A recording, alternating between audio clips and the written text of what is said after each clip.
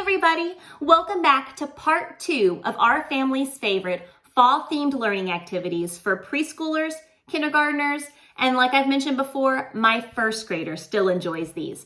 So let's get started.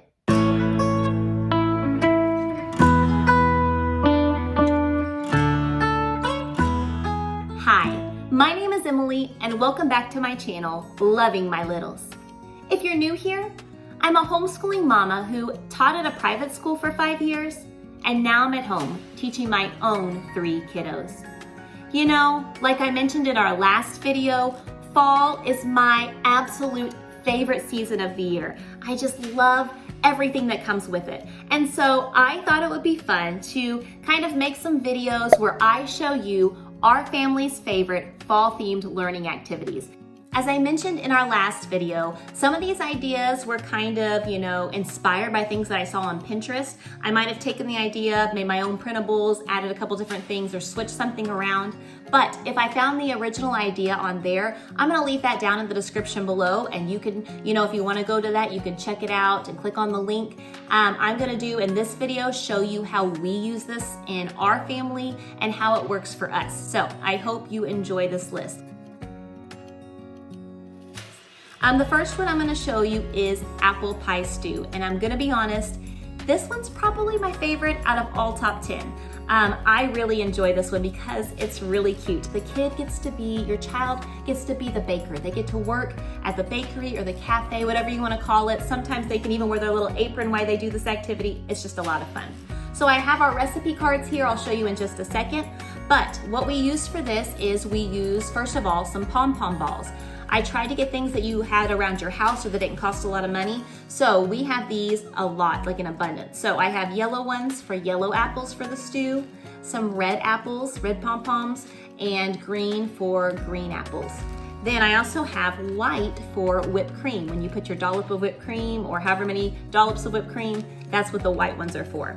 Then I took some light brown felt, sheets of felt that are like 40 cents at Hobby Lobby. And I cut them into strips. And so these strips are for the lattice work that's normally on top of the pie. That's for that part of your stew where you can put the lattice strips in.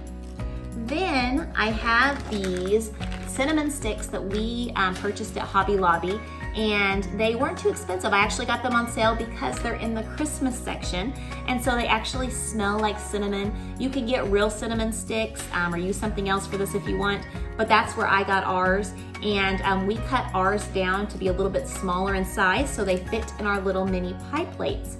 And these mini pie plates I got also at Hobby Lobby. They're $1.99, but I believe I got these even half off, so about $1 for 12 pie plates. And so definitely was not too expensive at all. What you do is they're gonna make some stew. So they take their card here. They read, okay, this particular person wants 6 red apples, 4 dollops of whipped cream, and 8 lattice strips. And so that's what they do. They find the red apples, add that many, the whipped cream, and the lattice strips, and they make that pot of stew in their pie plate. And so then a lot of times I just have them like set it down and then set their pie plate with it, and they go through, and I have, I believe, about 8 cards here. Any of these things that you see, this is a free printable that I made. So if you see another printable in this activity or another one that you would like to have, just send me an email. I'll leave that down in the description below. You can email me, and I would love to help you out if you would like any of these free printables. I'll try to get them to you as soon as I can because I definitely want to be a help. Anything that can save time, I know is definitely a help to any homeschool mama or any mama for that fact. So this is definitely a fun activity. They read the different cards, adding cinnamon sticks, lattice strips, apples, whatever the card says, that's what they add to their stew. And it's just so much fun. My kids love it. I think it's really cute. You're working on number recognition, colors, counting by knowing how many things to put in there, but they're having fun at the same time. So this is one of our definitely favorite fall themed activities. All right, so like I mentioned before, I've tried to make these activities either really inexpensive or maybe even just using something that you have around your house. So I don't know about you, but one thing I have in abundance is craft sticks. I have a lot of craft sticks, and so I'd like to find ways to use them, and so that way I can use something that I already have in activities. So we have decided to use these for puzzles. So what you do is you just lay them out, the sides up that I don't want to be drawn on, because what I'm gonna do is I'm gonna lay them straight and put tape on the back side, so that way they stay together and they don't move. Then you flip them over, and that's where you draw your picture. Now, the trick to this is by making sure that the picture, at least part of it, is on every single one of your craft sticks. You can just make it just a puzzle where that's what it is. You draw the picture, you mix it up, and they have to put it in order. But to make it a little more educational, we actually put one letter from their name on each stick. And so we did some on the bottom, did some on the side. That way, like my son, this one is one that he made. I let them help me out and draw their own puzzles as well. So he made this fall tree. And so he just knows to put T-I-T-U-S, his name in order. And that's how the puzzle goes together. So you could do this. My son needs to work on his middle name. We've done a lot on the first name and even some on the last name, but I'm gonna make a puzzle for his middle name to work on. My daughter's only 4, so she's definitely into learning how to spell her name and the order it goes to. So you could do their name on the bottom or side so they know what order. You could even do letters in alphabetical order, where they put, you know, whatever letters you want, they start to learn how to do alphabetical order and how it is in the alphabet. Or you could do numbers in numerical order, where maybe 1 to 5 or 1 to 10 for a bigger puzzle. And they have to, you can write a number on each stick and they have to put it in order to make their puzzle. And so it works out great. It's working on, again, their name, knowing the numbers and letters in order. And it's just fun because if you want to, they can help you draw them. You can draw it, but it's just an easy activity that's definitely inexpensive and that really helps with their learning. And so we really love it. Our next activity is going to be making these cute little apple trees. And so what we're gonna do is we're just gonna take toilet paper tubes, we're gonna take green, either construction paper, and then we're gonna laminate it, or I would say take cardstock if you're not gonna laminate it, because you want something that's gonna be a little more sturdy for this.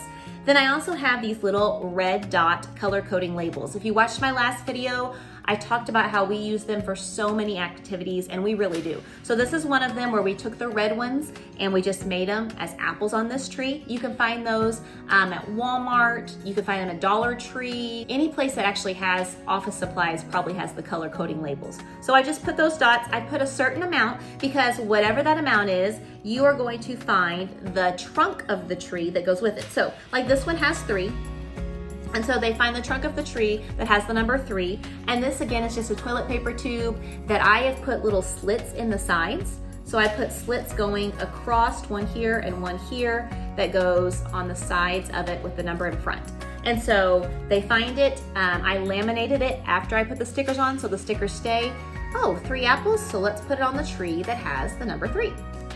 And so then they just slide it in there, and that's their tree. And so they do that for each tree. They find out, you know, again, how many's on the tree, find the one with the trunk, and then they slide it in. And so not only is it letter recognition, they're having to count the dots, and so they're matching that up. And then sometimes even after they're done, I might have them actually go through and put these in order, numerical order, so that way counting 1 to 10, I have 1 through 10 on the trees, and so that way they're putting it in order as well.